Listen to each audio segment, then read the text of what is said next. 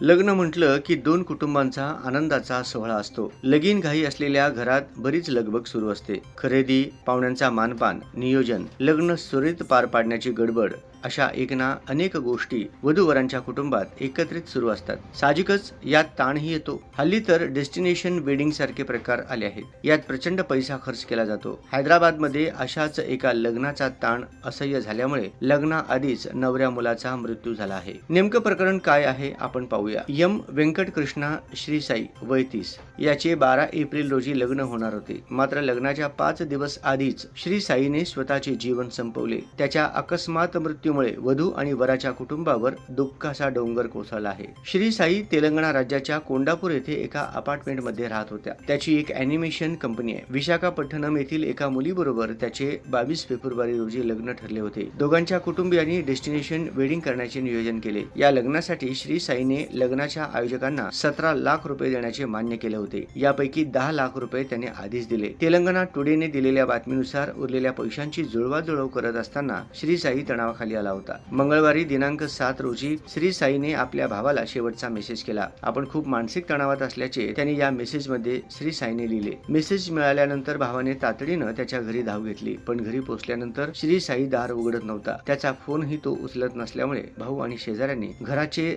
दार तोडून आत प्रवेश केला. श्री साई घरातच रक्ताच्या थारोळ्यात पडला होता. श्री साईला तातडीनं रुग्णालयात दाखल करण्यात आले. मात्र तिथे डॉक्टरांनी त्याचा मृत्यू झाला असल्याचे सांगितले. पोलिसांनी वर्तवलेल्या अंदाजानुसार श्री साईने आधी पेन किलर गोळ्या घेऊन नंतर धारदार वस्तूने स्वतःला जखमी करून घेतले. लग्नाचा खर्च, सामाजिक दबाव याचा मानसिक ताण आल्यामुळे श्री साईने टोकाचे पाऊल उचलले असावे असा कयास पोलिसांनी बांधला. या प्रकरणी आता पोलिसांनी गुन्हा दाखल केला असून पुढील तपास सुरू आहे. श्री साईच्या मृत्यूशी निगडीत सर्व पैलूंचा तपास पोलिसांकडून केला जात आहे.